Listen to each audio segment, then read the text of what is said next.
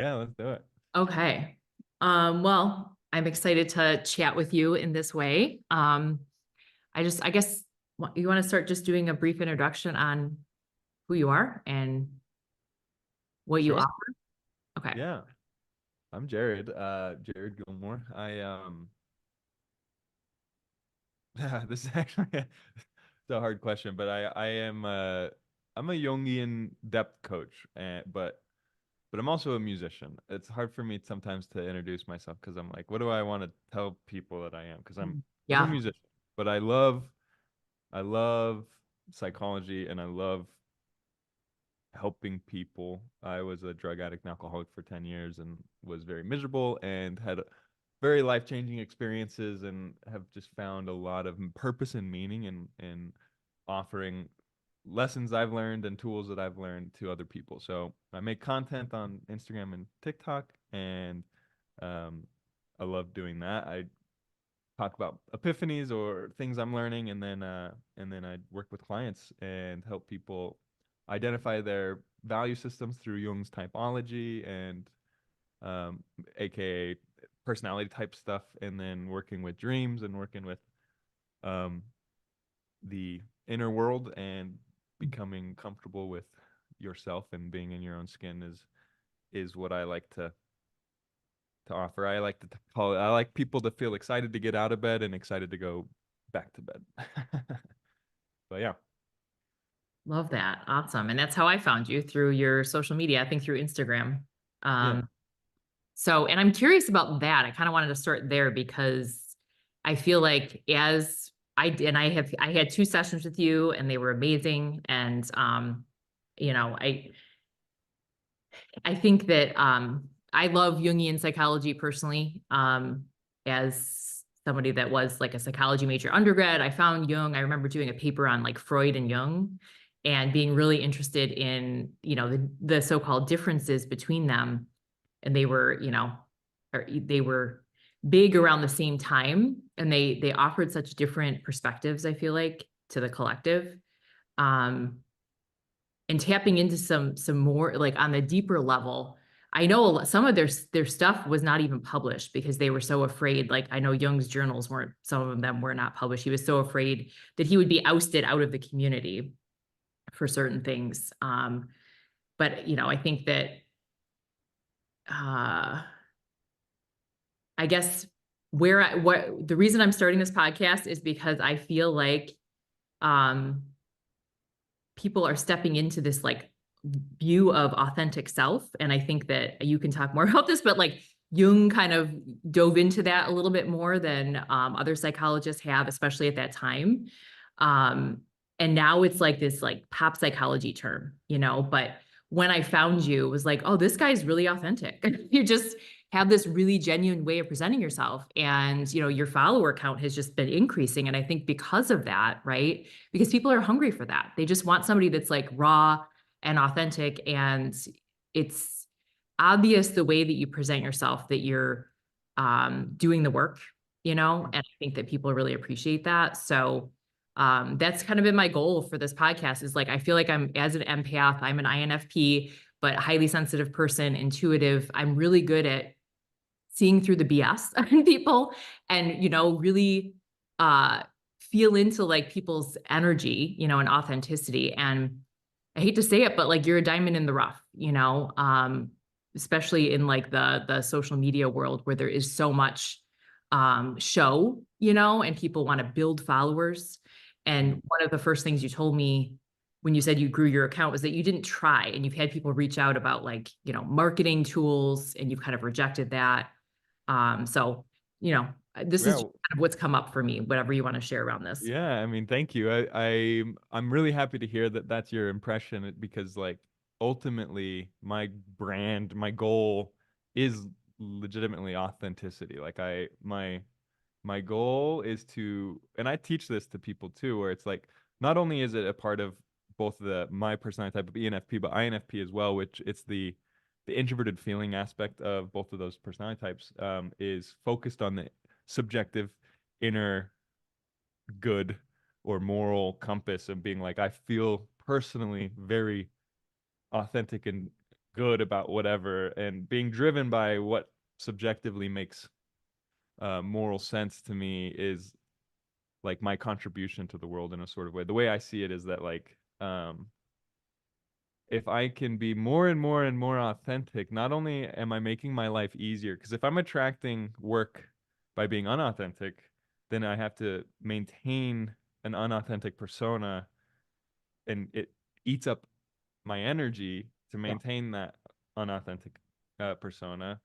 And so I just slowly build a life that is more and more difficult for me. So like the more I can be authentic, the more I can just be raw. Not only am I driving away people that don't like that and attracting ideal clients, but I'm also it's easier and easier and easier. The more I let go, the more I let go. And so I've had since starting my social media, the agenda has been to like get away from persona management and more into authenticity and being myself. And it's actually way hard for me. It's really hard to drop what people think, what is going to make me money, what's going to do certain things and be like, okay, I'm just going to do what really feels good. Like I just actually had this problem just a few weeks ago where I got Mhm. really stressed about money. I started a whole program Mhm. out of that stress. And then 3 days into it, having sold it out, I was like, I don't want to do this. It doesn't feel good. Mm. It feels counter to my what's authentic to me. Like I wouldn't sign up for this program. Um, and so I canceled it and I halved all my prices, which is the opposite of what my extroverted thinking, my management of my life and my money wanted me to do, and it Yeah. felt really scary. And then that was a really authentic thing, and it was well received by my following because it was authentic. And then things went well because of that authenticity. So yeah. Anyway, um, That would you, when you say inauthentic, the term masking, would you say that's the one and the same?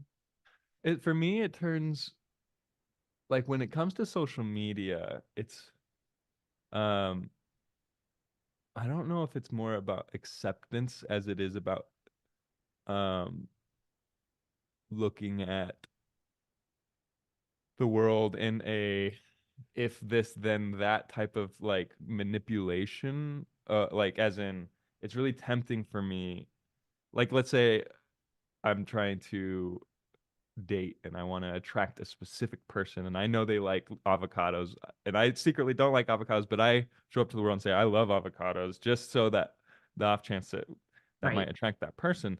That's manipulation of my persona to attract what I want. And social media is it can be really tempting because I can say, "Oh, people like this thing. I'm going to do more of that thing." Not only is it tempting for me personally, but it's also what Instagram and TikTok push you to do. They Yeah. want you to lean into what you've been rewarded for by society, by social media. And so Yeah. it's not as much like because I do have the problems with masking, which like Don't would we all? or, yeah, it would be more like in context of my social situations and stuff. But for me, social media is like it's difficult to not slip into the grooves of what is rewarded. Um, And when you yeah, say rewarded, it makes me think of like capitalism. I mean, I feel like that's kind of where I'm seeing this authentic self movement. It's like people are moving away from capitalism, like moving away from constantly hustling and having to like market every passion that they have. I know I that's where I have got struggled with, this push-pull relationship with social media. And like there's certain things I love to do.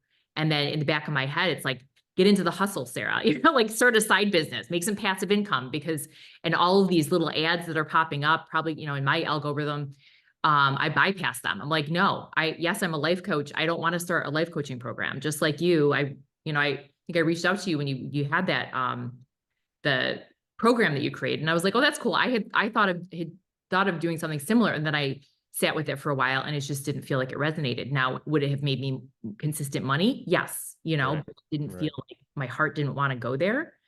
And when you shared how you shifted your program, it was like sometimes I feel like we need to validate each other, like that offered me that validation. I was like, oh, that's exactly how I felt about my thing, but like Yeah, make me feel more financially insecure. Yeah. right.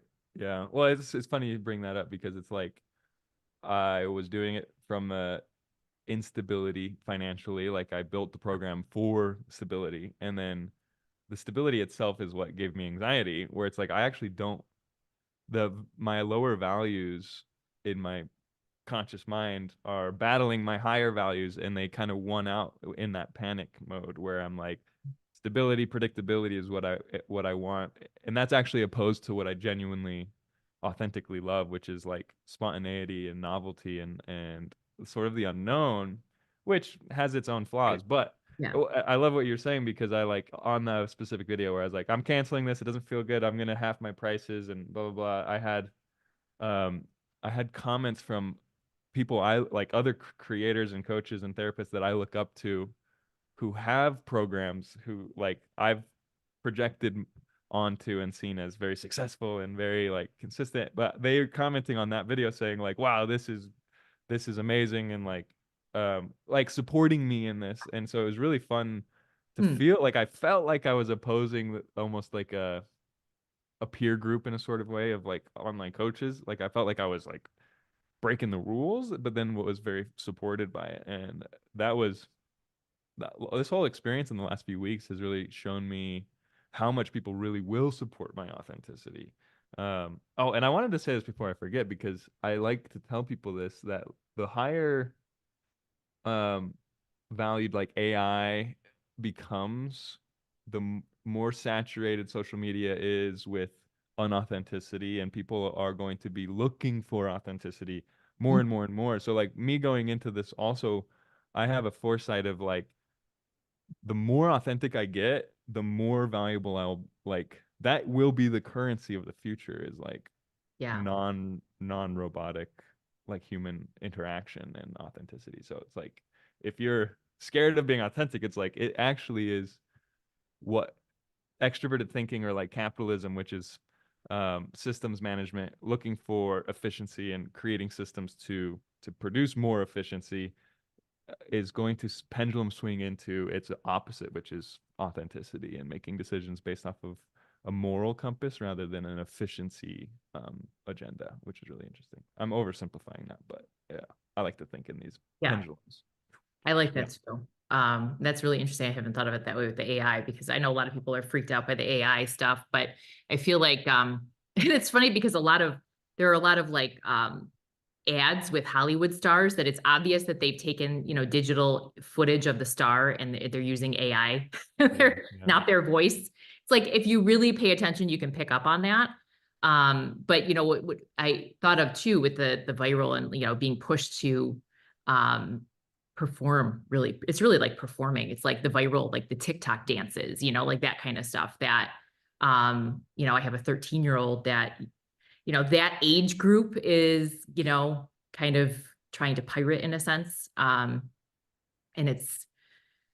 I feel like the truth will win over as you're, sharing this. It's like, I feel like when it comes down to it, our heart is wanting to guide the process, and I feel like we're really stepping into this like heart-based living again. Um, but Yeah. it's a process, and I think, sometimes the pendulum swings one way and then the other, and it's got to find that like balance, and it can be really painful.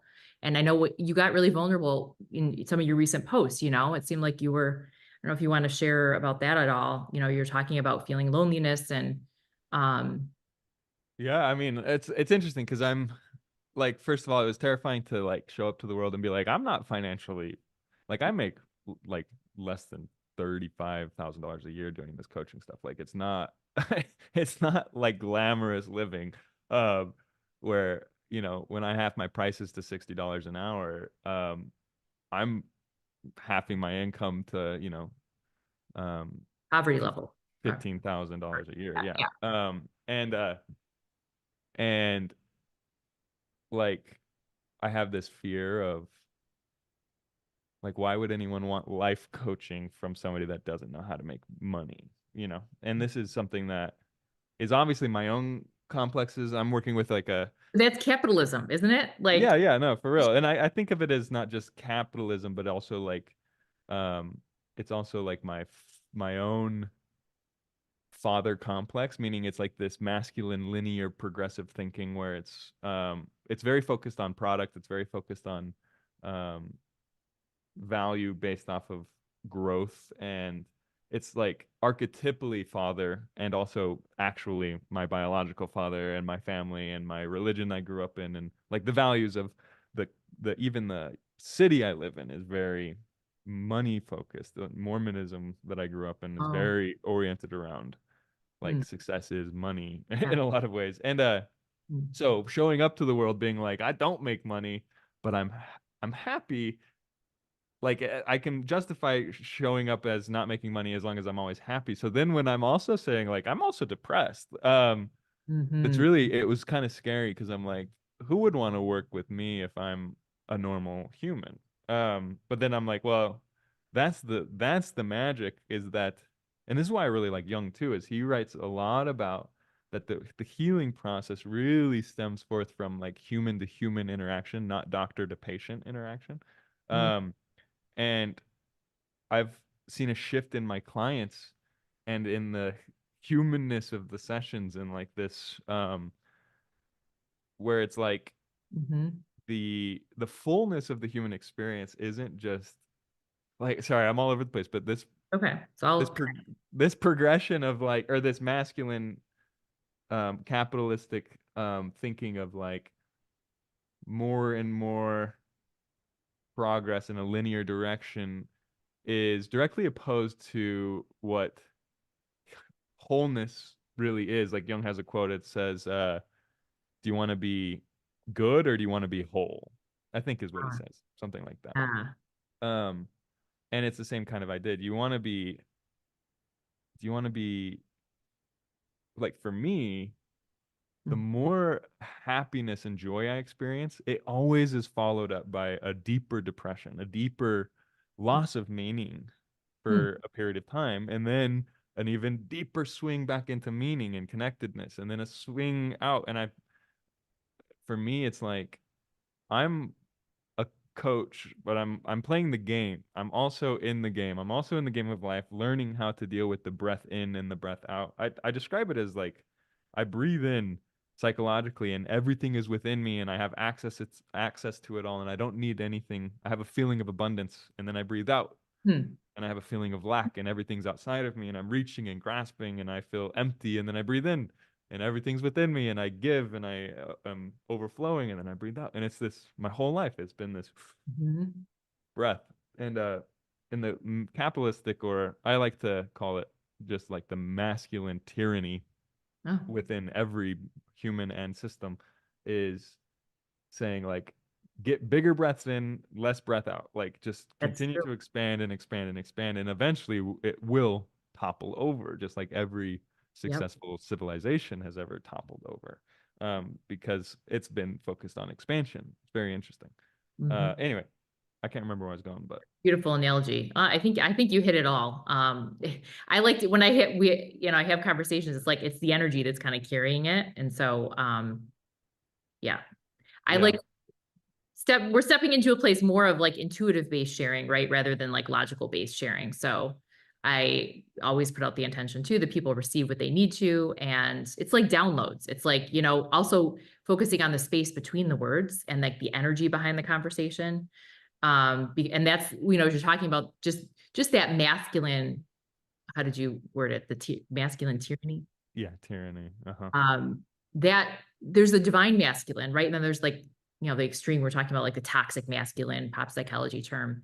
But I feel like that toxic masculinity is all about logic, and it's like not just staying away from the intuition. um and I guess how would you bring in the feminine, the divine feminine to this, or Yeah, healthy feminine? for me in my personal life, um, I describe it as, yeah, the rational and the non-rational. And I'm not saying Yeah. female versus male. I'm saying yin versus yang or masculine versus feminine. At the most abstract is rational um logic versus non-rational or experience or like imagery or like I actually in this moment I'm thinking of it as experience is very feminine presence. And this, so for me personally, I'm a composer. I play the piano and I um and So, and when it comes to Jung's psychology, Yeah. the unconscious mind is the realm of where logic can't quite reach. The ego, I would say, is like a light shown into an empty space, and wherever the light touches, there's an organizing principle of almost like of linear masculine logic. The light is very masculine. I think it's also why the sun and why God in a lot of cultures, in the monotheistic cultures or religious ideas, turns to a sort of masculine God, because this ordering principle that is the ego, if you will, or it shares a similar archetypal energy, is ordering and looking for structure. But everything outside of that light or awareness um, stays unordered in a sort of way and stays um, unconscious. And so in Jung's work, it's like the gap between the conscious, or the bridge between the conscious and the unconscious. I think of like a literal drawbridge of a castle.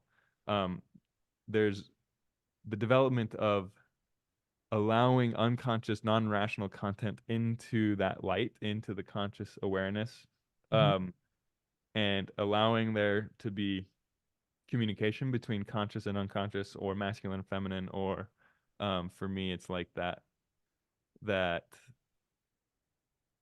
like I want to give a more concrete example where it's when I'm playing the piano, I'll get into these bliss states where Jared's awareness steps away completely, Mhm. and I'm just playing crazy stuff that my fingers are doing, and there lacks a lot of rhythm, there lacks a lot, or I should say there lacks measure. Like it doesn't, I'll play 5 beats here and 3 beats there and 7 beats here, and I'm not paying attention, and it moves in this very organic way, the music, and it's spontaneous. I don't It's melodic, yet the melody's constantly evolving and changing, and I don't remember any of these things. But then in the back of my head pokes out this, hey, you should be recording this, or you should be remembering this, or you should be utilizing this beautiful, blissful flow state in order to profit, in order to monetize. Um, and that will pull me out of the flow state. I've even had dreams recently about, um, well, this is a whole long story, but a lot of people will have bathroom dreams. Um, and it often is relating to the creative libido, or like the excess energy of the psyche that needs to be Mm. expelled, Mm. which is very similar to going to the bathroom. Mm. Like symbolically, it's this excess um, life energy that is very creative, and if I hold on to it, it makes me sick. And so I'll have dreams about like I had a dream about peeing into a piano the other day, which was really on the nose of like, because I've been thinking about all of this. And my Mm. dad is like trying to get my attention while I'm in this bliss state in my dream, and I'm like realizing in my unconscious mind and watching these dreams that there's this um intense uh I would say opposition between that, that masculine Mhm. like utilization of the flow state versus the actual blissful flow state of just pure experience. That is just, you have to be there for to experience it. So typically I just get to experience it. But if I was able to get into that state around people, they could also experience it. But anyway, it's very much so Mm. the game is trying to balance these two forces within us. Right. And it's not easy. And you, I mean, I was going to go back to what you said before with the pendulum. And I love the metaphor with the inhale, the exhale, the expand and the bliss, and then the contract and the heaviness, or, you could see it, the light and the shadow. I mean, that kind of fits in with, you kind of came back full circle here, um, describing yeah, just, I mean, how the psyche works, and how can we find that balance between the yin and the yang? Um, I guess that's the ongoing question, isn't it? The Yeah, human yeah, yeah. experience. Yeah, I mean, and I think it's very much so the masculine tyranny that says you need to figure it out and that there is a optimal solution. I just feel this heavy drag, feel sensation when, when that's mentioned. Yeah, it's just, Yeah. I feel like a lot of us are suffering from burnout. Just, I would say I'm going to call it capitalistic burnout in my own world. I was like pushed to leave my corporate job. I started getting these horrible migraines. It was like my body was literally rejecting the work, Mm. and, my Yeah, body there's a was lot like, of people feeling that. yeah, and I know I'm not alone in this, but it was so scary to teeter on that edge of, well, what next? And even though I had a so-called salary, I was poorer than ever. I will admit, being in the middle class it's the worst.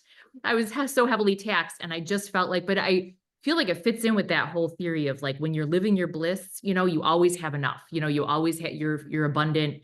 Yes, you don't have to have a ton in the bank account, but you can pay your bills and whatnot.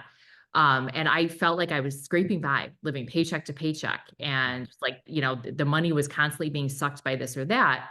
Yeah. Well, And just really quick while I'm thinking of it, I've had a lot of friends talk about financial freedom and like getting that big break or that cryptocurrency or whatever. And I've always thought of financial freedom is freedom completely of thinking of finances. So like I've been completely financially free whilst also eating top ramen and having no money. Mhm. And also been just living in bliss states of music and friendship and piano and coaching, like Mhm. that's what I realized in this last few moments or a few weeks ago when I was making that coaching program where I realized my ego had caught up to me again. Like this is constantly my issue is and a human issue, but also like I suffer from a like my egos in general will experience something non-rational, a spiritual experience, and then claim it for its own, turn it into ego. And so, like for me, I'll have these spiritual rituals that quickly become inflating uh, ideas, meaning they will free me from my ego and then quickly turn into reinforcing the ego. And so I have to constantly be re-updating and Okay. reevaluating my spiritual practices, which is very exhausting. Can you give an example of that? If anything. Yeah, let's think. So, like even meditation, Mhm. where I will do 45 minutes in the morning. It usually takes about 30 minutes, and then I'll get into the state of like um, just pure connectedness. It feels like a moment of loss of boundaries between me and things, and that was happening very profoundly. And then, you know, I've been meditating every morning for like almost 6 years, relatively. I mean, like I've missed some time periods and stuff, um, but it I got so confident in my spiritual program where I was feeling so good, and all of a sudden, um, that feeling was of like oneness with everything started to shift into. It's hard to explain it, but the ego will adopt it and it will say, "I am Mm, everything," or like, "I am," instead of like losing the I am completely and having the experience of yeah. oneness, you start to be an extreme example of this would be somebody who has like a crazy ayahuasca or mushroom experience and then says like I am God creating this universe. Like my awareness, Yeah. I I identify with and adopt an archetypal truth, and the ego adopts it to inflate itself as important. And my ego everyone's egos does this, but I have to keep an eye on mine, especially with like success on the internet and certain things where it'll say like, oh, I am better than or I am worse than. It'll use Oh yeah. both attitudes to separate itself and confirm itself even more and even more. Which the term that a lot of people use is alcoholism, but it's actually like alcohol is a solution to this ego issue. And it's a human condition. I think it's like a bell curve. Some people suffer a Yeah. more active adopting ego. And anyway, so for me, meditation will lose its ability to get me there, and I have to actually switch what I'm doing in my mind, and I have to switch what I'm focusing on. Like I just started doing qigong, Hmm. uh like tai chi, I think, like sort of energy work stuff. It's really simple, really slow movements, and immediately I feel connected to community and all these different things, but I know that I have to watch myself in a sort of way. It's really kind of hard to put into words, but it slowly slips in from being an out of ego experience to the ego utilizing it to differentiate oneself from others. Um, it's as I'm saying, I'm like, this is complicated to grasp. And it still eludes me in the moment. Like I'll be like, why am I so depressed? It's like, oh, it's because I've isolated again. I'm either better than or worse than people all of a sudden. Mm. It's well, we have to stay on top of it, right? I mean, I feel like that's the human journey, the awakening journey, the spiritual journey, whatever, call it what you will. And I'm curious, just talking about light and dark, the term like shadow work, seems like you're talking about that too. Like Jung created that and inner work, shadow work, right? Are they one and the same thing? I know they both kind of come from Carl Jung. Yeah, I mean, like inner work or even like inner child work is shadow work. It's shadow is um what you could be conscious of. So like if I had a terrible experience as a kid, and my ego represses that memory to protect and um maintain structure within the ego, meaning like there's some experiences as younger beings that are so overstimulating that if we were to hold them in consciousness, they can actually like destroy our capacity to Mm. be developing. Like it can halt your development. And so it represses it, pushes it off to the side so that there can be some continual development. And then once the ego is capable of integrating that terrible thing that happened, it will start showing up in dreams or through neuroses like depression and anxiety as a flag of like, hey, there's something that needs to be integrated, sort of. But there also can be really happy things that happen, or sorry, not happy, but positive. Like, let's say you were singing, you love singing, and you're 5 years old, and you meet someone you look up to who says, please don't ever sing again. And then you repress that part of you that loves singing. So the shadow isn't necessarily inherently negative. It's just what you're not conscious of. That might as well be conscious. And meaning once you become conscious, you can stay conscious of it. And so like inner child work, um, inner work, shadow work, they're all the same thing, which is to bring into consciousness things that the ego is not going to be happy to bring into consciousness. It's going to be a difficult journey working with your shadow because the ego consciously dismissed it or continues to dismiss it on purpose. There's a reason. And so you have to fight your own, you have to be humbled. The ego has to be humbled in order to do shadow work. Or shadow work inherently humbles and continues to humble the ego, which, by the way, is the solution to suffering is to humble the ego, which is really interesting. Yeah. I mean, it sounds like that's what you're talking about. So how would you take somebody through? I mean, is that something you take your clients through a little bit, like shadow work or? Yeah, I don't think I found that it's not, I love explaining stuff. Yep. And I found that I think it's maybe less important than actually the experience of it. Like even while I'm reading Jung, it's like I wouldn't understand any of this if I hadn't experienced it. And Mhm. now I'm reading Jung and I say not, oh, that's an interesting theory. I say, oh, that's a cool way to classify that experience that I've had. If that makes sense. Like as I'm reading Jung, it's not like I'm fighting to theorize what he's talking about. It's illuminating personal experiences, where I'm like, oh, cool. Like I'm so happy that he was able to put words to that experience in a sort of way. So why I'm saying that is because like a lot of the times I'm working with clients with their dreams, and Mhm. dreams are essentially it's like if I have an ego, um, I think of like a raft in the ocean.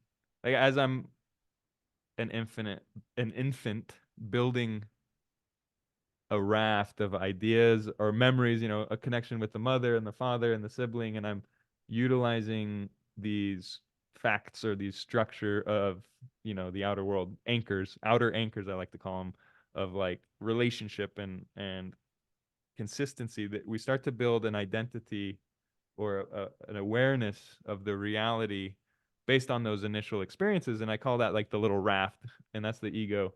But every time we go to sleep, the ego dips back into the unconscious, back into the water. The water rushes over the top of the raft, um, and the ego doesn't like this, so it fights to stay awake. It fights, and then it slowly loses its energy, and it goes back to sleep, so that it can rest and then regain and um, recoagulate, let's say. But so during that depletion of energy that sinks back into the ocean every night, um, we're encountering what the ego has been holding at bay.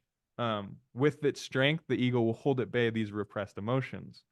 So once it's tired and it can't hold at bay these repressed emotions, we dream images that evoke these emotions that the ego doesn't want to face and feel. So going to sleep every night, we're dreaming. We're dreaming of what the ego hasn't paid attention to. The body, essentially, I think of dreams as speaking in images to evoke emotions that the body wants to express, that the ego has ignored or hasn't been able to put its attention on. I can't even remember what the question was now. Do you Well, remember? I know we were going more into talking about shadow work and how you Oh, would okay. clients or talk about that. Yeah.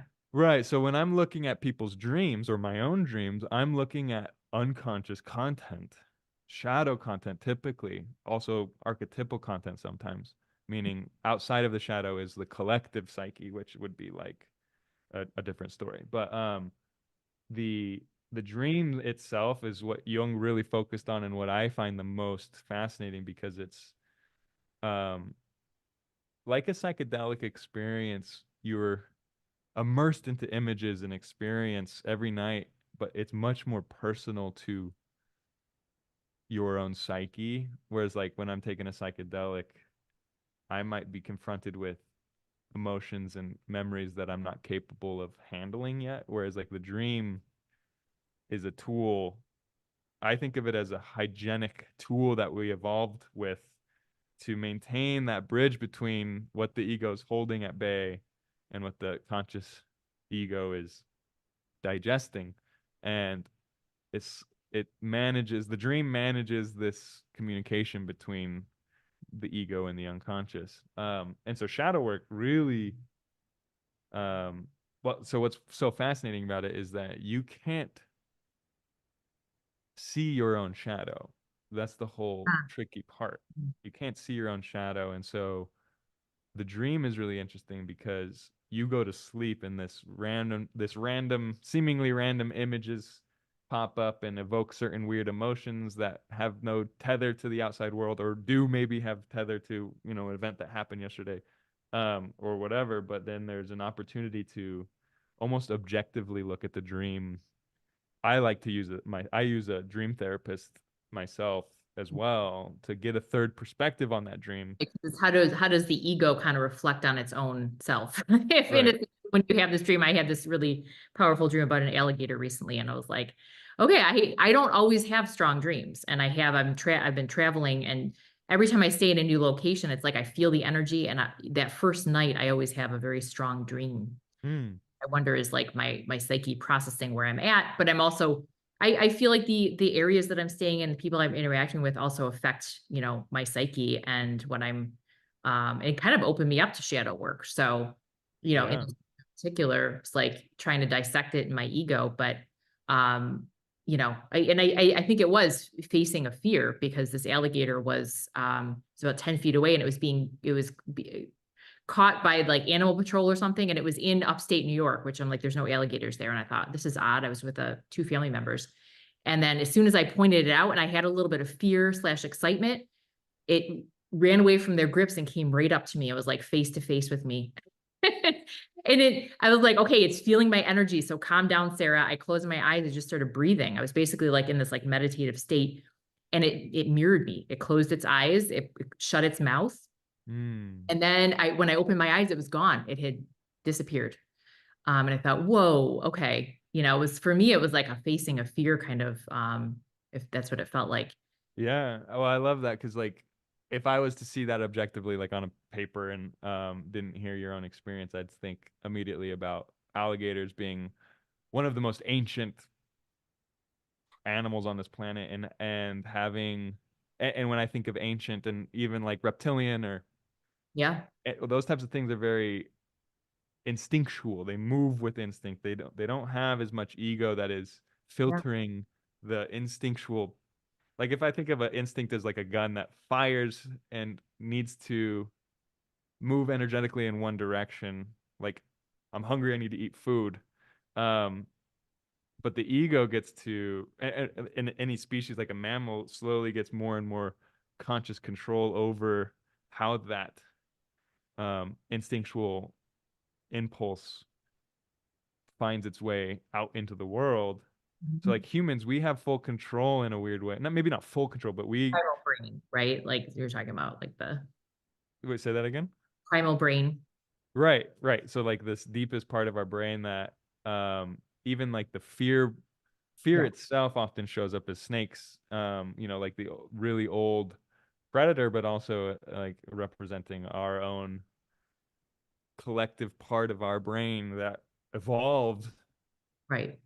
from that long ago. Like Jung, I love how he talks about it because it's like he studied the body when in his younger years and organs all, you could trace within mammals, you can trace like the evolution of the human body in a sort of way and like the organs developing and you find skulls that get smaller and smaller and or whatever, like you can see the evolution of the body and he started looking at the psyche the same way. So you can see the psychic organs, the archetypes. You could see certain instinctual archetypes within like the deepest part of our psyche that are similar to the alligator, and that's why that alligator is showing up in the dream as a representation of that ancient instinctual archetypal part of you that is, yeah, um, reacting from instinct and safety and or like I love that what you did is face it and calm your breathing. Breathing is the way to tap into our autonomic nervous system as in a way. Um, Meaning like you get control over those instincts Yes. by breathing, by tapping in, which is um, yeah, a It really interesting dream and really cool that you were able to respond that way in the dream.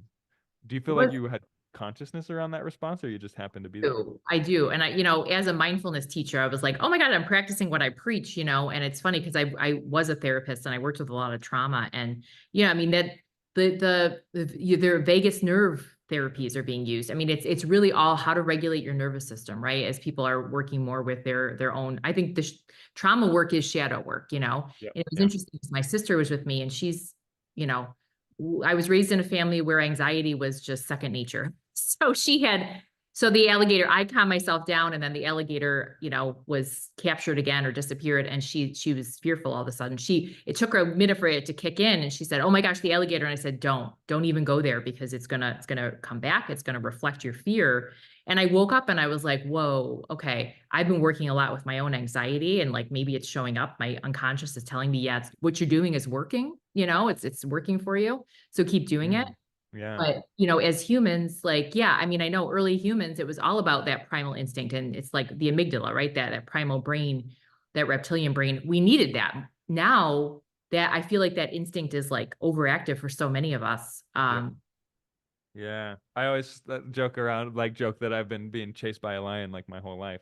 I think I love thinking of even within the dream, the alligator to me immediately like I see it as literally like the vagus nerve, like it's the deepest part of our system in a sort of way.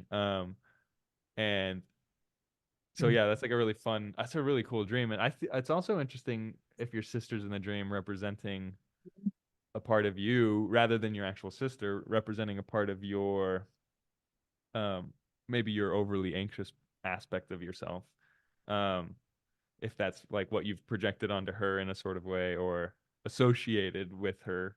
I think. Um, it's Mhm. also um, starting to distinguish complexes within your. So like you could see that if I took a snapshot of that dream, you've got like the alligator, the um, the control aspect of who's capturing the alligator or trying to hold.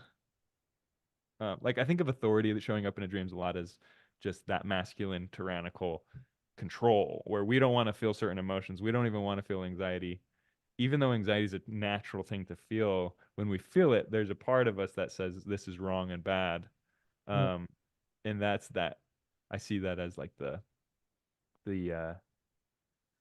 authority in my dream a lot of the Huh. times, like police um, and then you can see your sister as not your real sister, but a part of your Yep. psyche that is maybe autonomously acting or like a complex that's outside of the ego or um a part of the shadow too. Like a lot of times characters who are of same like same gender or same sex who are exhibiting different behavior than you Mhm. in a sort of way are often representing parts of you that you've shaved off and are in your shadow, if that makes sense. But yeah, anyway. So I've got, yeah, separate anxiety parts. It sounds like, you know, I didn't even think about looking at it that way because the dream took place at my mom's senior living community, which is odd. Mm, And I thought, you know, my mom, she's my mom, you know, there's this desire to protect, you know, and my mom, who, you know, growing up always had high anxiety, was fine. She was chill. mm, I don't remember any sort of reaction. I just remember her energy being there, like, oh, this like curiosity, this is happening. There's an alligator in my yard, mm. which is, you know, day-to-day life. I wouldn't expect that. Yeah, well, if you think of, sorry, we're going on off a tangent here, but I love this stuff. If you think about the mother not as your real mother, but as an archetypal mother, like as in, yes, it shows up in the dream as the energy of your mother, like biological mother. But if you give it archetypal or godlike or the great mother attributes, she's calm and curious and present in a way, um, potentially the way that you just explained it. Yes, that's the yin, that's that divine feminine in my Right. energy. Um, Yeah. It's kind of cool. well, I think, you know, I wanted to give people a taste of how you work too. So I think it's good to dive in Yeah. and it can help people like parse out their dreams too. I think, you know, I've never thought of it that way where, yeah, I mean, everybody is a representation of me. Sometimes when I have a family member in a dream, especially if it's one that's passed on, you know, my dad will come into my dreams now and again. I'm like, oh, dad's here. And it feels like a separate entity, you know, but Uh-huh. there's also yeah, it's still a part of me too. Yeah, I had a recent dream of my grandmother who is the only the only person that's passed that has ever showed up in my dreams. And it always feels like, whoa, my grandmother was just like here for real. Which is Mm. really interesting. And I have a lot of ideas about the collective psyche and ego and all these different things. And anyway, um, yeah, she came to me recently and said, "Your family is being deported from America, and to take your things and go," which I've been interpreting as similar to this father archetype, not my biological father, but that masculine, let's call it capitalism, that Ah, I'm being deported from that value system. I'm not supposed to be in that value system anymore. yeah. And that has been, and like I had a dream the next night of my father writing me an $11,000 capital investment check or something, and I saw an older woman writing out $1 million checks, and I was like, I want one of those checks. But she told me to follow my heart, rather than like investing in capital. Kind of interesting. Well, and I'm curious about that with the dream and like your real life. So how does your family view what you do? And Oh, yeah. that's a good question. I don't know. I don't know. I've got a big family. I have my parents had 8 kids, 10 of us, and we all meet every Monday morning on Zoom for our Gilmore business advisory. We all have our own businesses, and it's very American dream. It's very progress oriented, very like masculine in a way. And so I've also been seeing like my family being in my dream, my family being deported from America. It Mhm. feels very opposed to like what I'm actually doing with my family in a way where I've been feeling really anxious about I think there's a big part of me. I'm second to youngest, never really felt totally seen or validated. And so you see this compensation of getting seen and validated by the world in a way with my social media and like gathering like getting tons of followers. And there's a compensation for my childhood wound in a sort of way. And I'm conscious of that. Even when I started, I was like, yeah, I like attention. I love feeling validated for my ideas and my music and all these different things. What's But your I personality type again? Your Jungian archetype.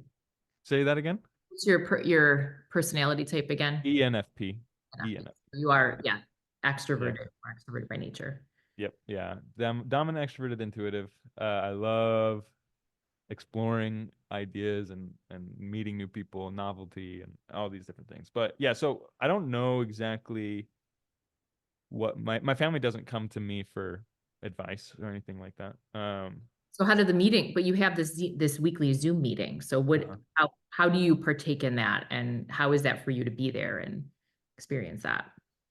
What's so interesting psychologically about families, this is a lot of the work I'm doing with clients is their connection with how do you balance individuality and progression with family, right? Because family, Mhm. especially big family, inherently holds you almost across the board, hold you to what you have been. They enforce what they know you as. And I have a beautiful, loving, accepting, progress oriented family.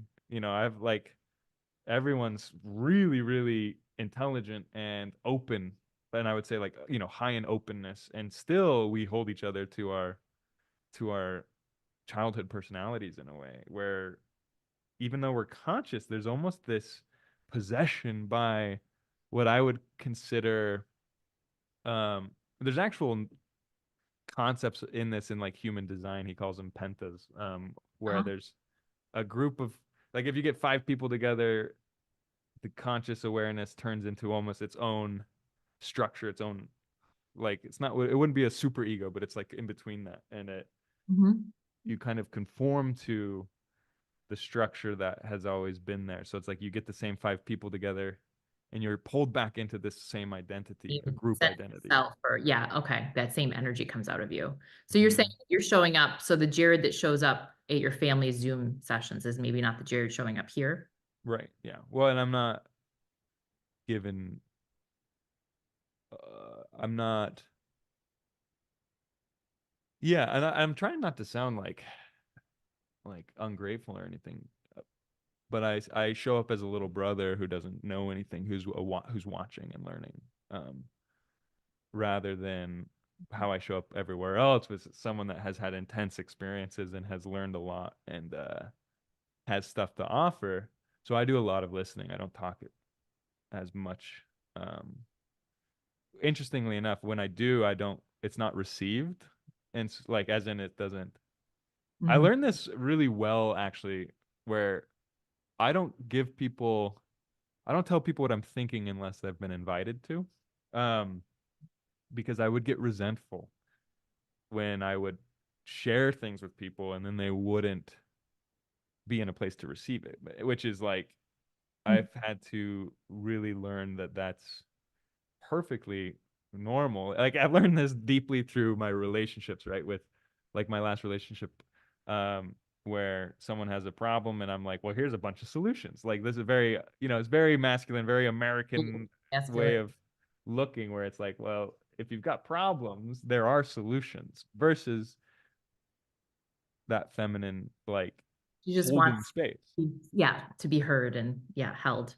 Yeah. Right. And so I've had to learn how to not give advice unless it's not only asked for, but asked for by somebody who understands who I am and what I am doing.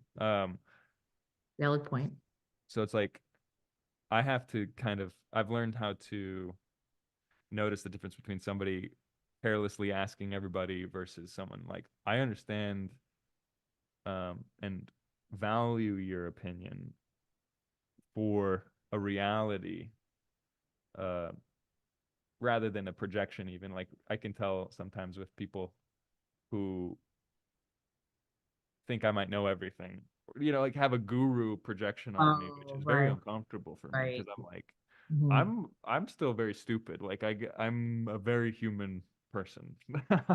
I make a lot of mistakes. I'm Right. like I'm all over the place, and which I'm starting to really love about myself. They're looking for the expert. So it's like they're looking for a certain role to be. Yeah, Yeah. and it's not always who I am, and I can feel a tension between who they think I am and who I really am. There's a physical, like, Yeah. energetic thing happening. Yeah, it's really interesting. Well, I really I think that this discussion on family is like super potent and it's super important because I know in my personal journey, the more I pull away the masks and as I've stepped out of corporate America too, I didn't realize how scared I was of my family's opinion of me for Yeah. my job because I had mentioned it on and off for the past 3 years.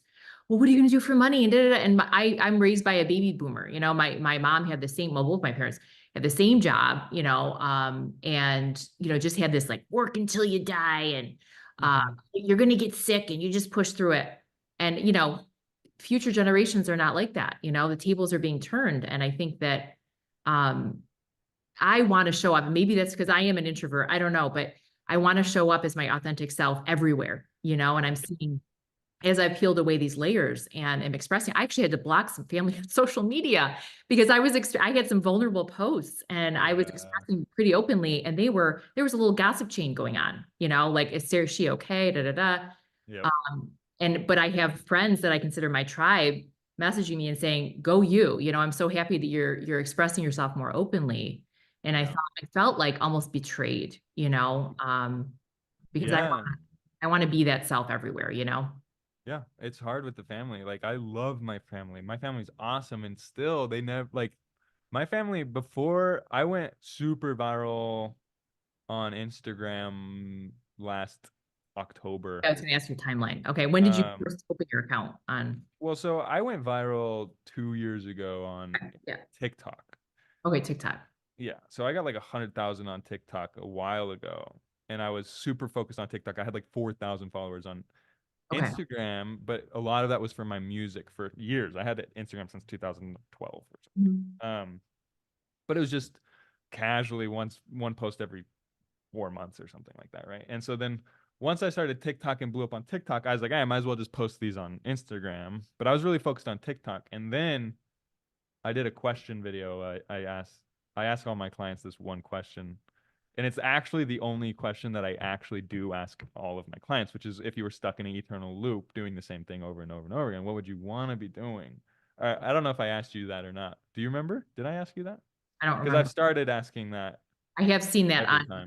feed though, and I thought about that. I was like, oh, geez, that's I interesting. started asking every time because it really opens a lot quickly, and I love it, and I know where to go from there. Anyway, I Hmm. was saying though that so I grew very quickly from 4,000 to 160,000. Wow. With a question. That's amazing. And with question and then I kept doing questions because like I love coming up with these questions because people don't even realize what I'm doing. They just want to think about their values, which that's what I'm trying to get them to do.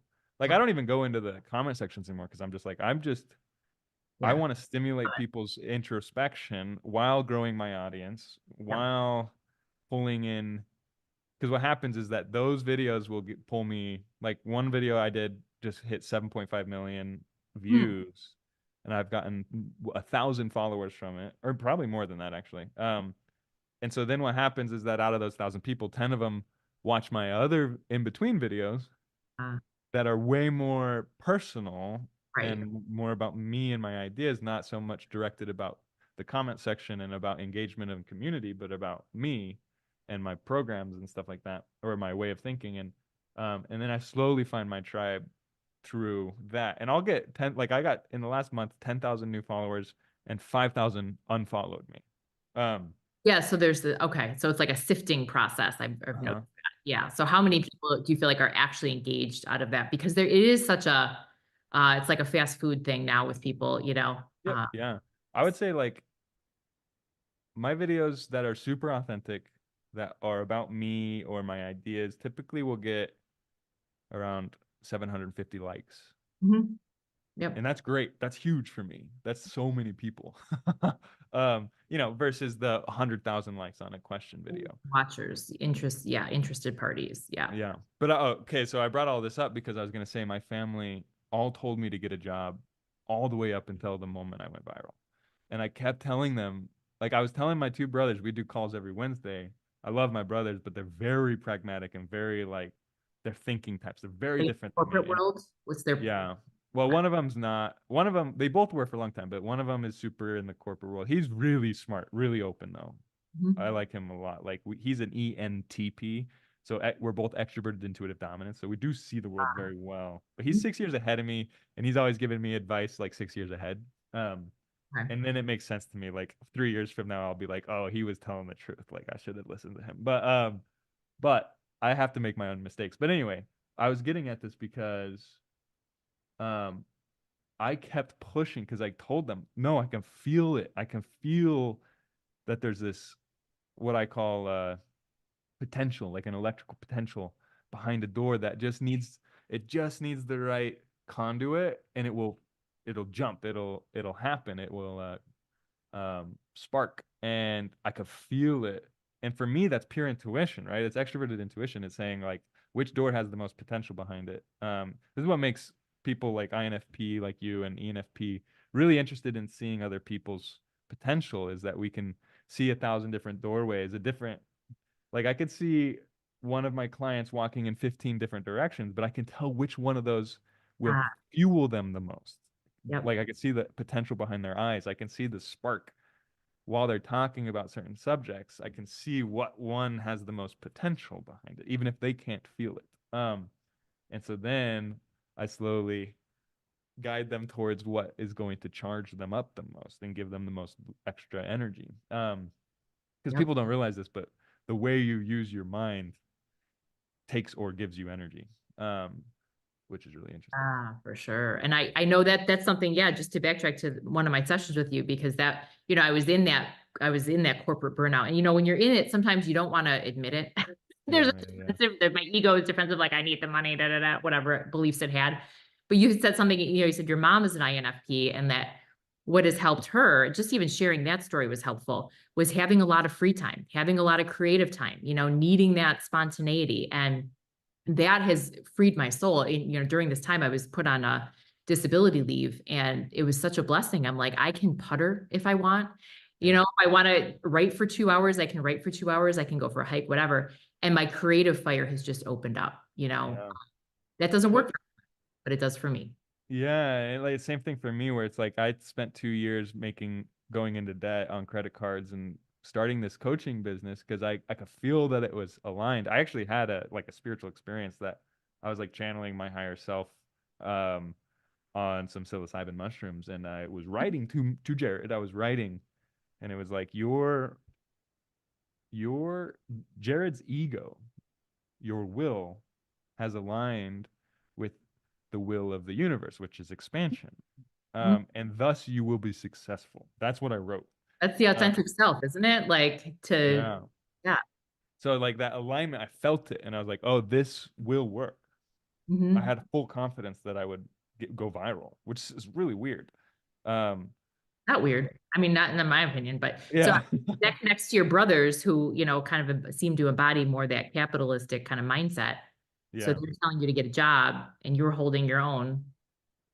right. So then, once I got, once I went viral and I started to look very successful in their eyes, like Sure. they have apologized to me, which means a lot to me, right? Like it's that's the kind of relationships I have with my family is that they were like, "Whoa, whoops," and that's really nice. Like, so it's cool that I can stay. Like, I'm starting to sort of prove myself because I was a drug addict for 10 years too. So they have good reason to be like, just get a job, Sure. dude. Like prove yourself to us. Yeah, right.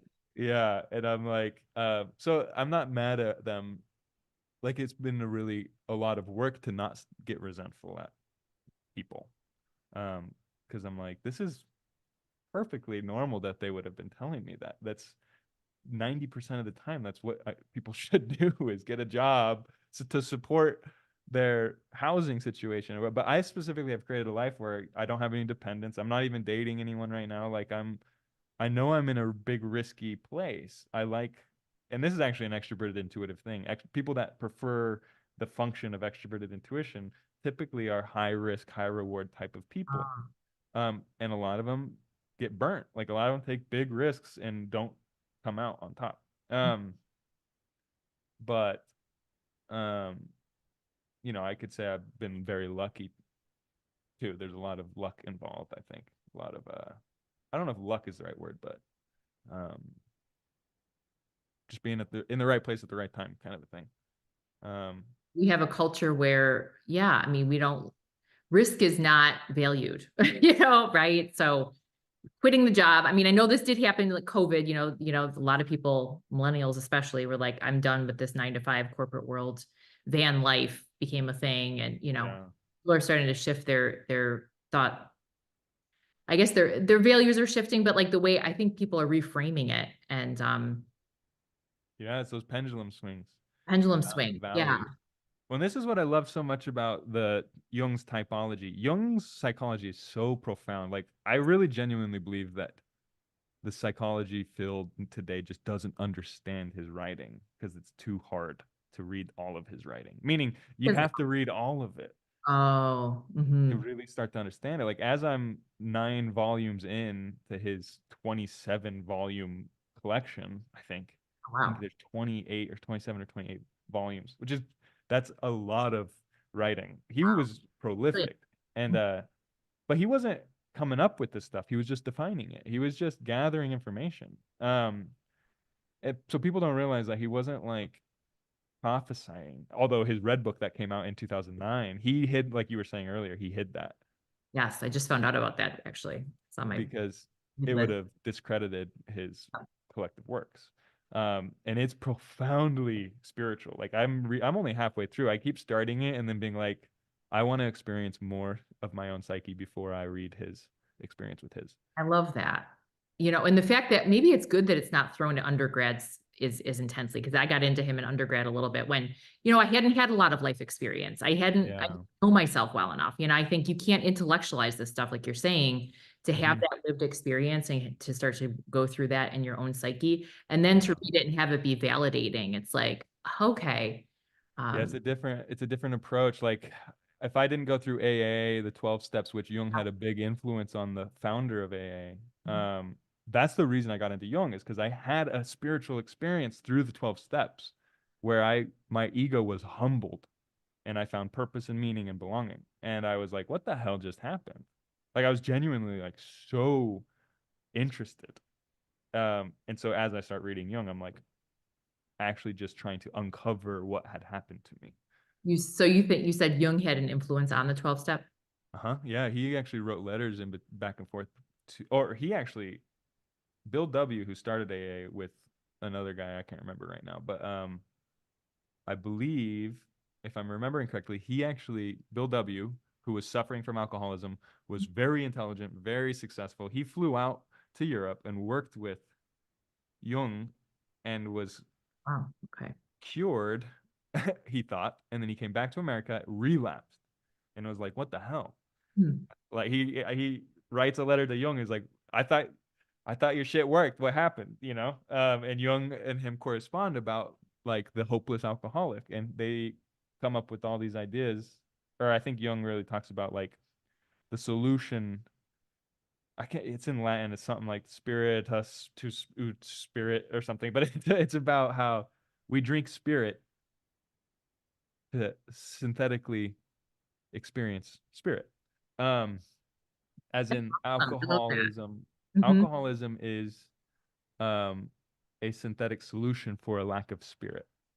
And Yeah. so the solution is a spiritual experience and then a spiritual life. So like AA is all about someone's mental health being contingent on their spiritual program. Yes. Um, it's essentially just religion for the secular world. People think it's very Christian and it was created by a bunch of Christians, but like I got sober with atheists and Hasidic Jews and Muslims and Christians, like everyone. I was in Brooklyn, New York, so it's like I Oh, got to see that. Oh, this is a program for everybody. It's spirituality is for everybody. yeah. and you have to learn how to sever your definition to certain words such as God, which was really difficult for me having grown up Mormon, LDS, because it was like my picture of God was not only a Christian God, like a bearded man in the sky, but like um, it was very, very. Um, I mean, like I prayed to Heavenly Father my whole childhood, right? Like that's something that Mhm. deeply in my psyche and the core of the roots of my psyche. So even 6 years into spirituality and sobriety, I'm just off of alcohol. I dabble in psychedelics and stuff because I haven't ever had a problem with those. In fact, mushrooms are what helped me realize I was alcoholic, which is really amazing. They're definitely a medicine. Yeah, Mhm. Although there are people I know who abuse mushrooms and yeah, absolutely. Yeah. and are addicted to them. So anyway, sorry, I got really excited and I can't remember where I was going with Six all years, you this. said 6 years into sobriety. Like Yeah, what was I saying before that just though? the, well, just that you're the image of God and, that you were. Right. So, oh, so even 6 years in, like my last two therapy sessions have been illuminating even further my father complex. And that when I say father complex, I like to really illuminate this because people think of like, oh, your biological father or lack thereof influences. That's very true, but I love. I think it was James Hollis who is a Jungian, a brilliant, probably the most brilliant Jungian alive. Um, he said something where he calls complexes. He said something like they're like. I think this was him. Anyway, it's like a building, like an apartment complex is full of rooms. And so everyone has an apartment father complex, but who moves into the rooms that influences the complex is what's uniquely individual. So everyone has a father complex, but who's living in the complex is different. Who's influenced your psyche's father? So like we have, if we were in a vacuum, if I took you out of your life right now and put you in a vacuum, you'd still have a father and a mother bullying you from your inside or supporting you in a sort of way. That is influenced by the image of your father and mother, but isn't your actual biological. It's a psychic impression. Right. And then on top of that has archetypal roots, meaning it's deeper than just my biological father. It's also that heavenly father that I grew up with, psychologically speaking, that influences my father complex that says you have to be working towards a linear progression towards heaven. You have to be successful in order to, yeah, like you have to hone in and become crystallize your aura so you can move into the next realm or whatever it is. That some concept of linear progression is a father complex. It's that God complex. I'm saying God, a God complex could be something different, but like my father complex was infused with a lot of the God of like the moral judgment of if I'm not progressing, I'm morally sinning type of a thing. And that, so over 6 years, I've been digging deeper and deeper into these roots where it's like, it's okay for me to, um, it's okay for me to explore my sexuality. It's okay for me to feel this way or that way. It's okay for me to do this. But at the bottom of it, I still had these intensely religious complexes that were shaming me for being more feminine, shaming me in my own head, shaming me from the darkness for being for just wanting to play the piano, and not monetizing it. A And lot of so I'm out. still working on that stuff, even 6 years into it. It's a long process, and so it's amazing what I was even unaware of, because I never was sold on the church. Like I never, when I was 14, I was skipping as much church as I could because I hated being there. But yet still, I had that moral um, infiltration, moral virus, if you will. It's kind of interesting. I'm speaking very harshly of it, but it doesn't always do that to everyone.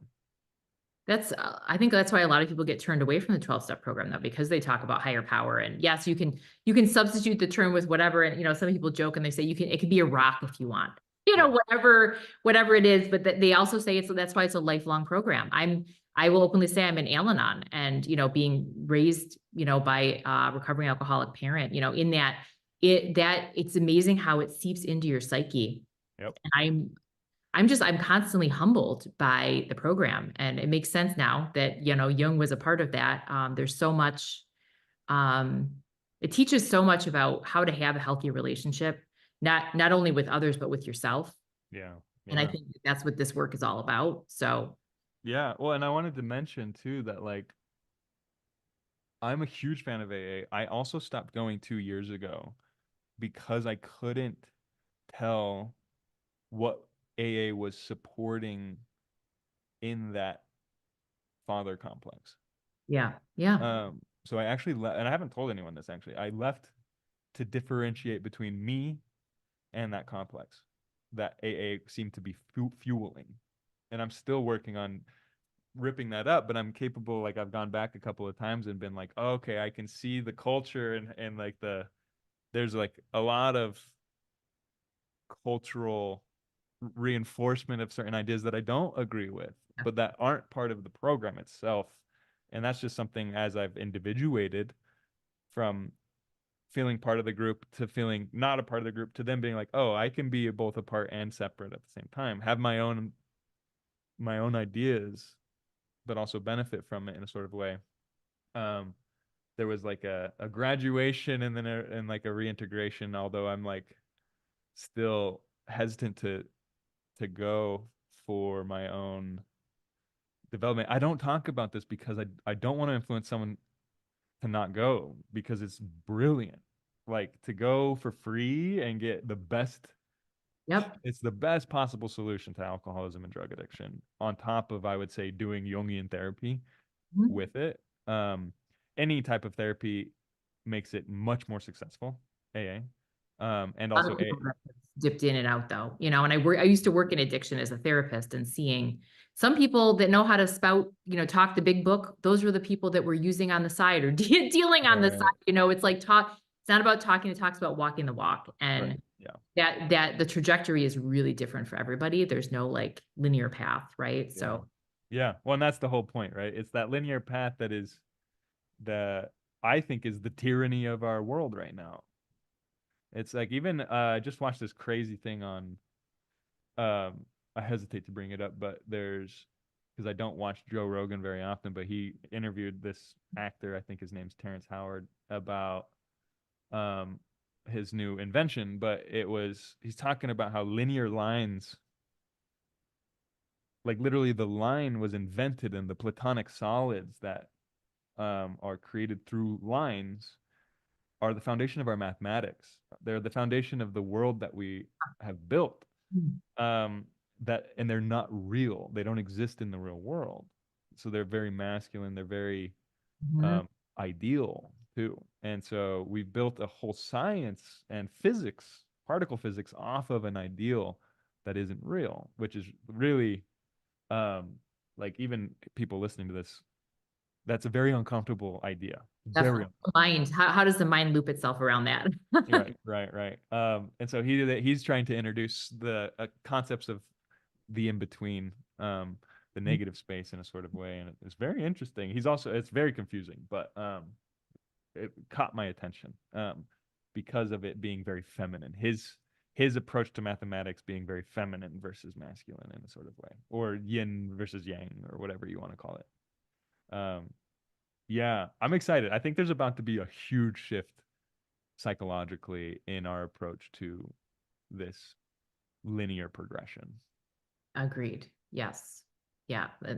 There was a post recently about, I mean, just the way that it was worded about, time, right? I mean, that's a, mind-made concept in a sense, the body is stuck in the 3D in the time world, but the mind is not, and the fact that we can go to the past, we can jump to the future, and contemplate different possibilities, but really that doesn't exist, so we're here. Right, right. There's only now. I always remind myself, and this is my saying of the last like 3 years. This is when I'm in my most spiritual moments. This is what comes into my head. This is it. This is it. Um, and that's the most beautiful thing ever. Actually, it frees you from everything. Right. You're Yeah. not in that pendulum in that moment. You're completely present. Mhm. I think In your anxiety, in your depression, in whatever, it's like this is it. This is what the experience is the depth. Like for me to have a really bad depression, I'm getting more and more capable of saying this is it. Like this is the experience of depth and of pain and of suffering, and that comes with, like, I've learned from zooming out more and more and more from more and more life experience.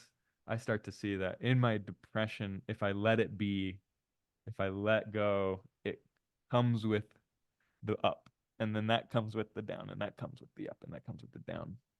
Although when I was doing drugs, it was a lot more like boom, boom, boom, boom, boom, boom.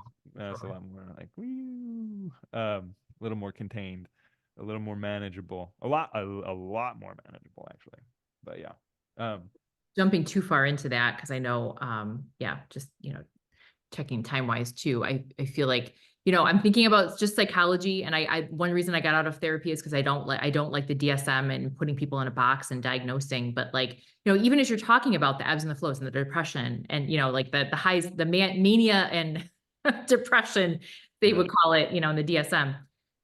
People are so scared of emotions just in general and emotional swings, but it's like part of the human experience, we have yep, to experience it all, right? So yeah. We're pathologizing.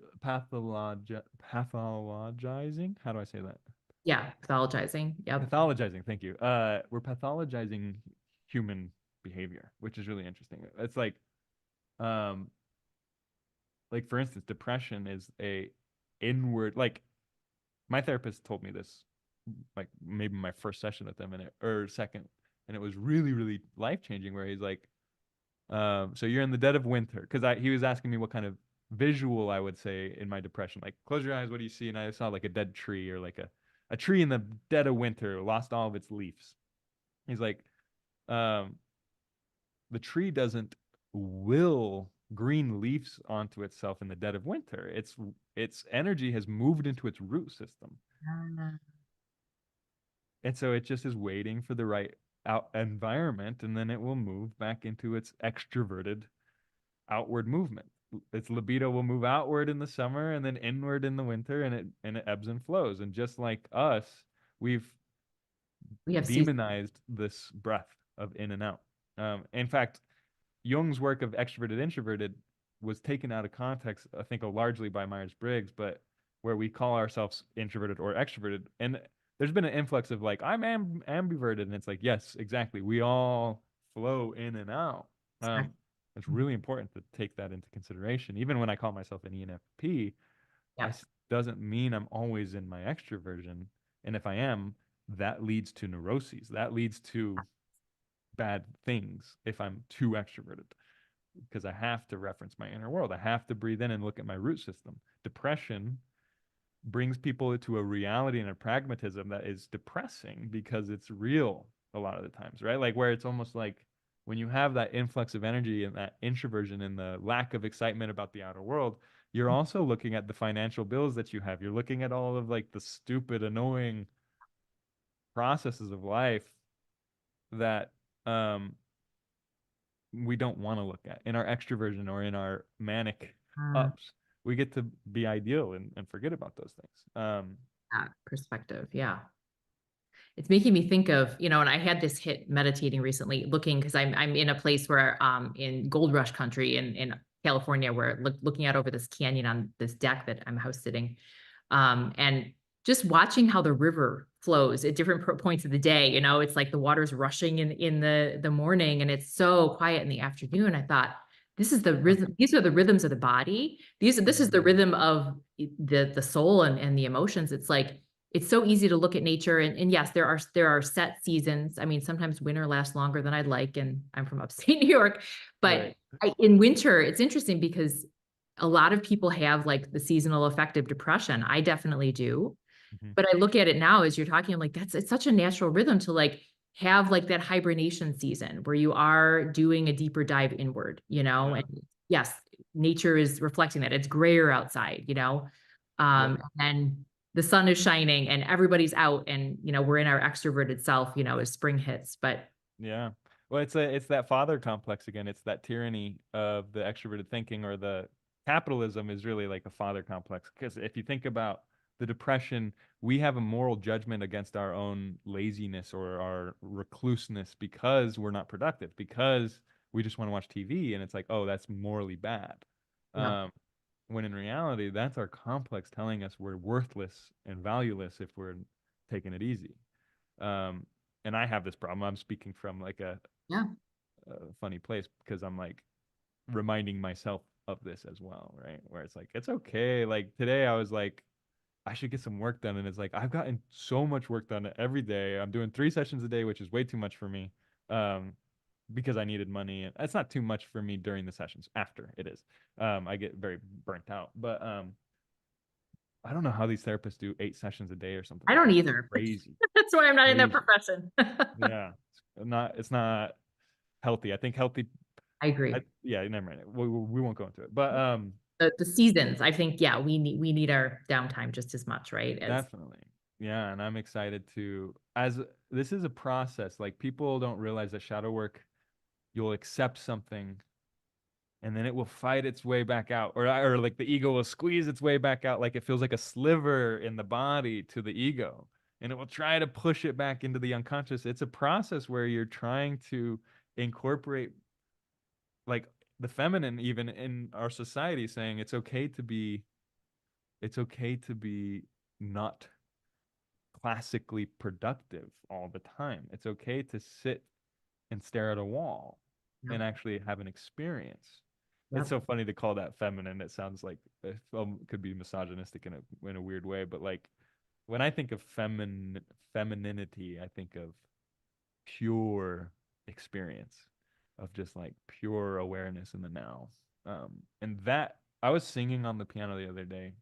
This could be our final little thing because I was singing and I've that's been in my shadow because I had a really traumatic experience personally with singing and having a panic attack in front of a crowd doing a solo and like not being I was in puberty. I was 14 years old and I couldn't hit the note and I was starting to panic, and so then everything fell apart and I Hmm. repressed that part of me that liked to sing.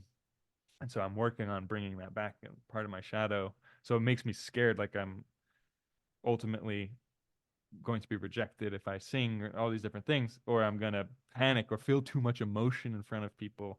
Mhm. And so when I'm alone and I get into the singing state, every single problem that's ever existed disappears. And I'm just in Wow. this moment of nowness that has no problems. Hmm. Um, and that's like people call it flow Yep. state, but it's really the feminine state. It's the Yep. pure creativity. It's putting the ego aside and letting the body do what it will. Letting, like, I brought up going to the bathroom at the beginning of our podcast because in a dream, like, this is so fascinating. Think of this really quick. Sorry, this is so fast. This is what I've been thinking a lot about is when we're being potty trained as kids, as little infants, it's our first experience of um, willing dominance over the body in order to achieve socialization. We have to dominate our bodily systems with the ego. So it's the first time that the ego has a job that it has to do in order to socialize. Hmm. In order for our caretakers to not hate us Yeah. and increase our chance of survival, we have to exert will over our bowels. And this is probably where Freud got a lot of his ideas around sexual psychodynamic or whatever it's called, or development. So in a dream, letting go of my bodily functions is very symbolic of letting go of the ego's control of life, or of the creative moment when I'm on the piano and Jared's ego steps aside and the music happens and I get to witness music happening. It's not coming from Jared's ego. It's not coming from my experience. It's coming from my body, or I would even call it like from a collective location that even like learning Chopin as a kid tapped me closer and closer into this well of universal inspiration in a sort of way. Um, and so, yeah, I find it really fascinating to think about. Um, Creativity is very similar to using the bathroom and how everyone needs to be being creative to let out excess libido, excess energy, because it hold like being constipated is just not good for your body. It's not good. And so creativity is symbolically, but also literally the most important thing for us to be developing in context of like psychic hygiene and the health of the body. Yeah. Creativity lets go of the excess. We take in, like, we have an electrical current pulsing through us, let's say, and we use the energy we need, and there's extra. And if we don't get rid of it, it starts to eat at the body, eat at the psyche, and we develop neuroses and we develop all sorts of depression, anxiety, all these different things. It's a buildup of. All have, right? We all have it as part of the human experience, I guess, you know, and I'm hearing you say, as you mentioned, the music and the singing, you're doing this by yourself. So what Mhm. happens when there's a witness? I haven't been able to get there yet. Okay, I That's was the gonna say, if life you goal. want to do it here, you can, we can end with a musical. No, I'm learning how to, because when I get there, immediately I hear that father complex. Are you Performer. monetizing this? Yeah, Um, and no. so it's a muscle I'm still working on. Like I can't, as soon as somebody's watching me, I can't get out of that complex, out of that social complex of I should be playing what is acceptable, like I should be playing something they like. And you, Um, yeah, way back when, I think it was in the winter, you had posted some tracks that you had put on with Spotify, or you shared some yeah, I've got a bunch of music on Spotify and iTunes or Apple Music your and links too. Yeah. yeah. I do both electronic stuff that I absolutely love. Like my piano stuff is easily accessible, Mhm. even to like people that don't like piano music. It's very romantic. It's very people call it cinematic a lot of times. I'm telling stories, but my electronic music it's more modern, and so I think a lot of people don't see the classical influence on it. But it's very like to me, it's like my symphonies. Like it's where I've been able to play with multiple instruments, not just the piano, and I build out rhythmic landscapes that are very heavily influenced by like instrumental hip hop and more modern music. And like, so I have albums that are just electronic or instrumental hip hop stuff too, which I really like a lot. But yeah, Yeah, you posted some of that stuff. I thought it was really cool. And that's, I mean, I guess that's the other thing. It's like, as a musician, when you're sharing an album, it's like, well, you want people to listen, right? You want yeah, people to like it. So how do you find that balance, you know? yeah. Rick Rubin is like I don't know if you know who Rick Rubin is, but he's a producer who's produced everybody. And he has some really good. He's kind of like a modern Taoist. Like if you've read the Tao Te Ching, Mhm. um, it's essentially his book is essentially a modern version of. It's all Okay. about creativity and getting into the Tao. It's Yeah. really cool. Yeah, Cool. really good stuff.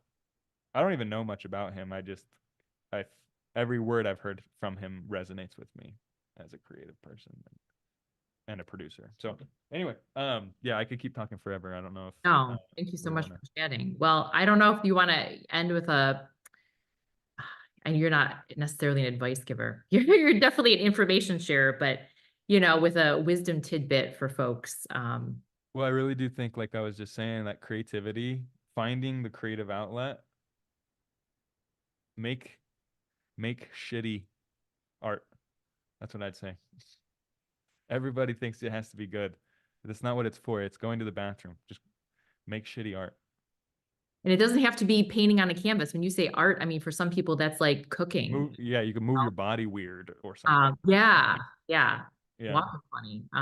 It's living. And I mean, to me, like that's your authentic self, right? We are all artists in our own way. We all have our own unique passions and desires. And Yeah, I mean, even within this is why I love studying Jung's typologies, because like even within, let's say, a dominant extroverted thinker, who I've been calling this tyrannical uh, capitalistic system, it's all about management of resources and time and systems management and optimization. And people that have that as a dominant value or a dominant function, even they find an artistic outlet in building systems and building companies. Like ah, that's very yeah. it can be very powerful for them and healthy, especially if they're integrating their moral function of introverted feeling, which is what doesn't happen as often because feelings can get in the way of success. And that's, I think you, if people want to do a session with you, you explain, how, the systems really well. Cause I knew Myers-Briggs. I didn't know it actually came from Carl Jung. And of course it did. So much came from him. Right. Yeah. But explaining that even as for me as an INFP, and I know I have my extroverted side. I think we are all, is it ambiverts? Yeah. That's the modern term.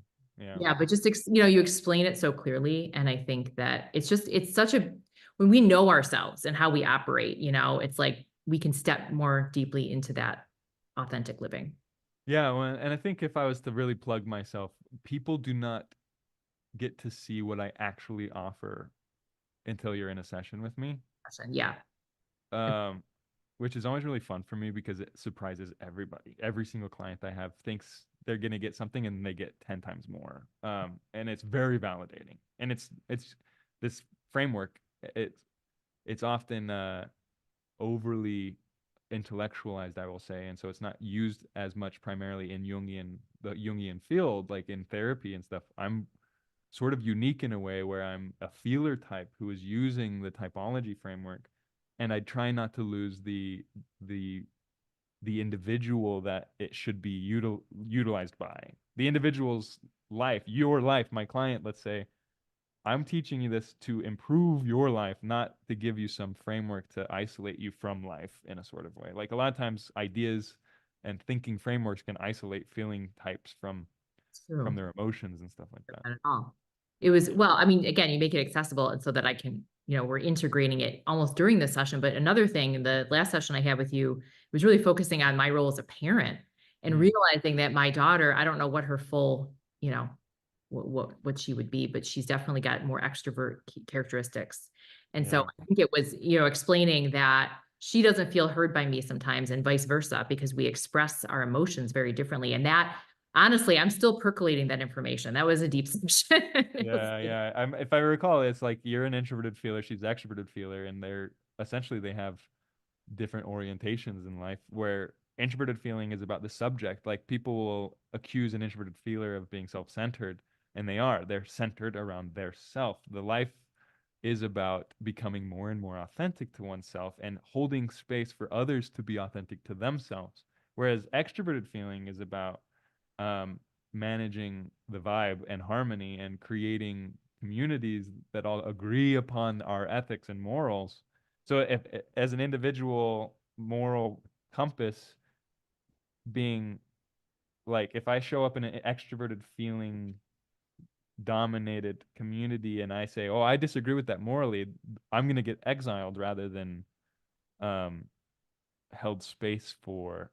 ah, Even though extroverted feeling at its highest ideal holds space for everyone to have individual morality in a sense, but in its development, um, it's much more interested in compromising and harmony, sacrifice of the individual for harmony, versus introverted feeling is much more about not sacrificing the individual for differences to accentuate differences in a sort of that way. would, and so I'm sure there's other listeners that are identify with that. That would describe the conundrum I have with my family. I think there are a lot of extroverted feelers in my family, and here I am as this introvert, like I'm seeking my authentic ground, and Yeah.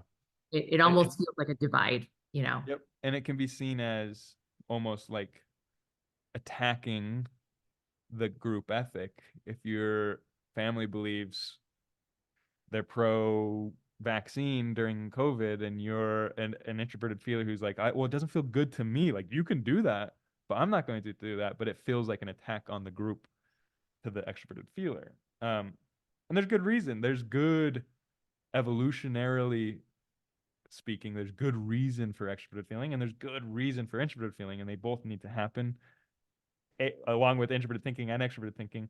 They all need to happen in a successful organism, I'll say, meaning like the human species or life itself needs all 8 of the functions that Jung classified Mhm. within the framework. I like to mention it's a framework. It's not reality. It's So, classification of reality. Um, and it's um, yeah, for me, it's about really making room for all of us to have different values and still be on the same team. and that's where I feel like the awareness, that self-awareness as you're working with clients, they get an understanding of themselves, which bleeds out. It creates ripples, so they deepen that understanding of the collective around them. Yep. And I think just understanding the types, because when you were talking about the two, I'm thinking of, I see like atoms, like, just hitting each other. I mean, there is going to be some chaos, right, in the process, right? Like it's not going to be Yeah, they're genuinely opposed to each other. A lot of the right, functions. Yeah. which Well, is, you're never going to be out of work. I feel like as a coach, they're going to keep yeah, doing. I hope so. I'm excited because I still continue to feel like I'm deepening an understanding, like even of as I'm learning more about physics, and I've always been obsessed with physics, and like when I'm reading Structure and Dynamic of the Psyche by Jung, I'm realizing there's fundamental principles in the universe that move from matter to psyche and still have like influence on psyche, and the development of energy, of psychic energy, is like this difference in potential, meaning like these functions or these value systems, let's say authenticity versus efficiency, Ah, introverted feeling versus extroverted thinking, they're tied together, and their tension is what creates momentum. It creates psychic energy, meaning the opposition of values in your own psyche gives rise to consciousness. And Jung goes into this a little bit more than I probably could, but like there's ideas that the polarity and the duality of our reality, of the reality our body's in, let's say, um, is dualistic because that's where everything arises from, the tension in between it. Meaning, without that tension, there would be no existence in a sort of way. Same thing with values. If we didn't have differing values, there wouldn't be, like, even within the political, like, this is brilliant to me, the way that America, with the left and the right wing, yeah. it's literally a fundamental, as far as I'm aware, it's a fundamental um, universal truth of that tension between those two is what moves forward. If we went too far to one left or too far to the right, we crash. Um, Someone said once the airplane needs both wings to fly. There we go. Yeah. But And that, when you get this deep, you can hold space for people to have different political opinions and values, moral values, even. yeah. Yeah. Hopefully that's where we're going. I feel like that's where we're going. And as we step into this place of authenticity, it's like I'm me and you're you. Yeah, there's space for us to both be and coexist. Maybe even Yeah. in harmony, not all the time, but a lot of the Right. Well, and it kind of plays into that father complex of like dissonance being, like, even the Catholic Church didn't like seventh chords at one point, banned them from the music because they're dissonant. time. Um, like jazz music was of the devil because it had this seventh chord in it. And so we've had this father complex dismissing the dissonance, when in reality, dissonance is as beautiful and sets up the recovery or the resolution of harmony. Um, and without the dissonance, the harmony wouldn't even be pleasant. Um, in music, and also what I'm talking about in the confrontation of values, is like the harmony wouldn't mean shit if there wasn't the possibility for us to not be harmonious. Yeah, I love But that. anyway, yeah. Sorry, I'm getting excited again. Oh, I know there's so much to talk about here, but yeah, so maybe even with that topic, maybe ending with one of your awesome questions, connecting to somehow to this, to the dissonance or Hmm. on inner conflict or I collective. like I like this has just popped into my head right now. I don't think I've even ever asked this question, but what negative, quote unquote, emotion is the most prevalent in your life? And what do you think it's actually trying to tell you? Ooh, If you were to look at emotion as instinctual, like yep. puppeteering, it's trying to get you to do something. What is it? If I'm depressed and I look at that depression as an enemy, I don't ask it what it's doing here and what it wants me to do. Typically, it wants me to slow down. It wants me to become introverted. It wants me to take a look at my roots. Um, So treating, so yeah, again, what's a common negative emotion in your life? And what if you drop the judgment of it being negative and look at it as a teacher or um, Yeah. a friend who's trying to help you balance? What's it trying to tell you? I love that. It's like just meeting it. I'm seeing the crocodile. Like what's Yeah. here that I'm gonna sit with that. And yeah, and I guess the way that people process this stuff is gonna be different, right? When you let this question kind of percolate into your psyche. Yeah, because some people even like I hated feeling awe. It made me uncomfortable. Where I almost would cry from like an overwhelming feeling, and I hated that. That was a negative emotion for me for a long time. So like even like what do we deem as negative is really interesting. Yeah. All right. That's deep. I love it. Yeah. Thank you. Cool. Brings Yeah, so you're much. welcome. Um, This has been very enjoyable. I feel my father complex telling me I wasn't organized enough and I wasn't congruent or articulate enough, but I hope that that is not true.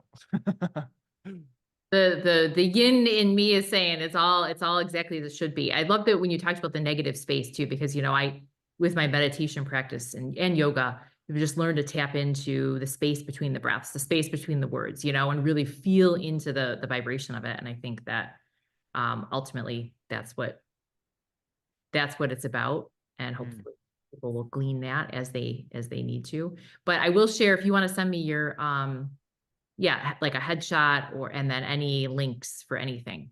Okay. Uh, Yeah. Release date, it's probably going to be in a couple months. I want to have 5 lined up. I've got number 3 next week. And Cool. yeah, Yay. No I'll stress. I'm excited for you. It's fun. Very enjoyable to talk to you.